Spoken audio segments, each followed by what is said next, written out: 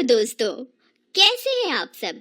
हमारी कहानियां देखने के लिए हमारे चैनल को सब्सक्राइब कीजिए और हाँ, बेल आइकॉन पर क्लिक करना मत भूलिएगा।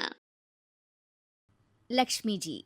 माँ के गुजर जाने के बाद बड़े भाई रमेश और छोटे भाई सुरेश के बीच अनबन बढ़ने लगी थी। छोटे भाई सुरेश को लगता था कि भाभी हर चीज का हिसाब रखती थी और उससे भेदभाव करती थी। एक दिन, भैया, मुझे आपसे एक बात करनी है। हाँ हाँ, बोलो सुरेश, क्या बात है? भैया, हमें भाभी के लक्षण सही नहीं लग रहे।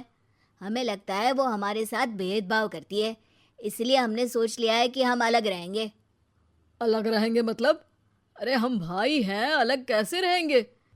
एक नया घर खरीदना कितना मुश्किल होगा, महंगाई देख रहे हो ना। मैं तो कहता हूँ कि ये घर बेच देते हैं भैया, आधा आधा कर लेते हैं और अपना अपना देख लेते हैं। बंटवारे की बात सुनकर रमेश को झटका लग जाता है। वो अपने छोटे भाई सुरेश को बहुत समझाने की कोशिश करता है, पर सुरेश टस से मस नहीं होता। फिर भी रमेश सुरेश को एक हफ्ता सोचने का वक्त देता है ताकि उसका मन बदल जाए, मगर सुरेश जिद पे अड़ा रहता है। रमेश ये बात अपनी पत्नी सुजाता से भी छिपाता है ताकि उसे बुरा न लगे। पर एक दिन जब तीनों खाना खा रहे होते हैं तब, क्या हो गया? आप दोनों इतने गुमसुम क्यों हो? अब नहीं नहीं, कुछ नहीं। ऐसे कैसे कुछ नहीं भैया, मुझे अब तो ये घर घर लगता ही नहीं है। सुरेश, चुप हो जाओ। अरे क्या मतलब है तुम्हारा? किसी ने कुछ कह दिया है क्या तुमसे? नहीं, किसी ने कुछ नहीं कहा। और सुरेश उठकर वहां से चला जाता है। अरे ये सुरेश को क्या हो गया जी? अरे कुछ नहीं हुआ, तुम इसके बारे में मत सोचो। वो मुझसे नाराज है क्या? अरे नहीं, उसे बस माँ के जाने का गम है।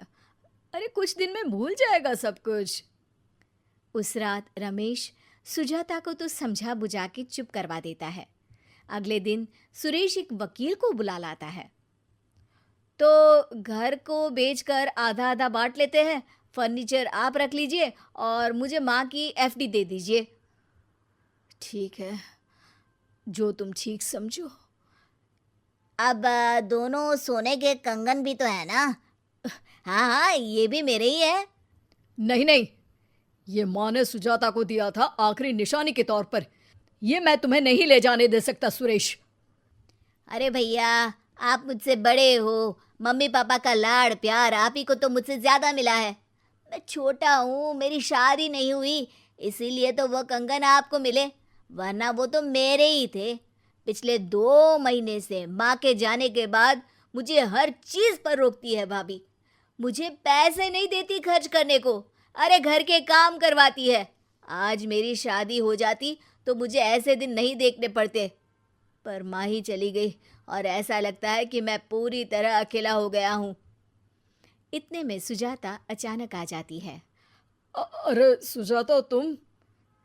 मैं अपना डब्बा भूल गई थी, वही लेने आई थी। और सुरेश भैया? सुजाता वहाँ वकील को देखकर पूछती है। वकील साहब, आप? अब वो ऐसे ही थोड़ा काम था। अरे सच क्यों नहीं बता देते भैया? भाभी, मैंने अपने हक के लिए बंटवारा करवाने का सोचा है। इसके बाद मैं शादी भी करूंगा और अपना हिसाब खुद ही रखा करूंगा। शादी तो हम करवा ही देते, और रही बात दूसरे घर में रहने की, तो हम कहीं और शिफ्ट हो जाते हैं, तुम यहाँ रह सकते हो। लेकिन दोनों चाहते हैं कि घर को बेचकर पैसा ले लें और अपने हिसाब से चीजें कर लें। लगभग काम खत्म हो ही चुका है, बात बस कंगन पर अड़ गई है। सुरेश भैया, कोई बात या शिकायत थी तो मुझे बताई होती, मैं समाधान कर लेती। और रमेश, आपको तो बताना चाहिए था। अब सुरेश को लगता है कि तुम उससे भेदभाव करती हो। मेरे लाख समझाने पर भी वो नहीं माना। तुम्हें जब ये पता चलता कि सुरेश तुम्हारे बारे में ऐसा सोचता है तो तुमको बहुत दुख होता। बस यही सोचकर मैंने सब कुछ छुपा कर रखा। दुख तो मुझे अब भी हो रहा है, और घर जाने की बात तो बहुत ज्यादा होता। अरे आपको जो रखना है रख लीजिए ना भाभी, माँ के कंगन छोड़कर। वैसे भी आपको तो ज्यादा ही चाहिए होगा। ज्यादा? हमें तो आधा भी नहीं चाहिए भैया। तुम घर भी रख लो और कंगन भी रख लो। अपनी छोटी सोच के चक्कर में अपने माँ बाप की निशानियों का बंटवारा मत करो, ना ही उसको किसी और के हाथ में दो।